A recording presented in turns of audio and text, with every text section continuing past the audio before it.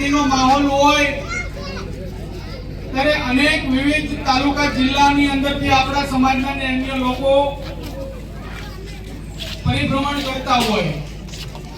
પણ આ વિસ્તારની અંદર ખાસ ભાઈ જયેશભાઈ સતત ખેડૂતની ચિંતા કરે. વાત આપણે પેટા ચૂંટણીની કરતા ખેડૂતોની વાત હોય, મજૂર વર્ગની વાત હોય, વિદ્યાર્થીની વાત હોય કે પછી પછાત વર્ગની વાત હોય, માત્ર ને માત્ર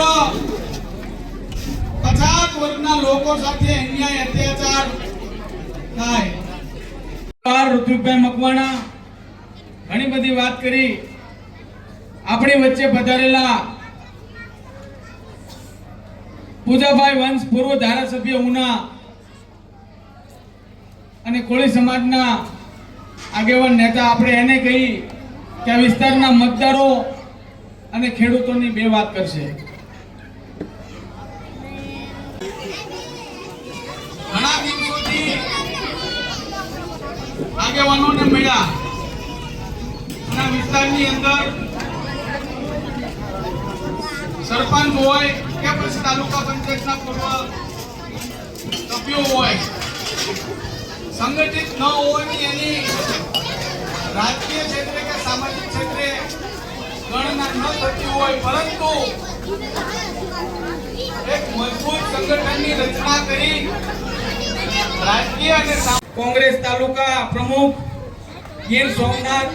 ગિરધરભાઈ મકાણી, કિસાન કોંગ્રેસ રાજ્યના મહામંત્રી, આપણી વચ્ચે પધારેલા 87 વિસાવદર વિધાનસભાના પ્રભારી અને હાથ સે હાથ જોડોના મુખ્ય કન્વીનર ભાઈ ઇન્દ્રલીન રાજગુરુ સાહેબ જ્યારે પધાર્યા છે ત્યારે આપણે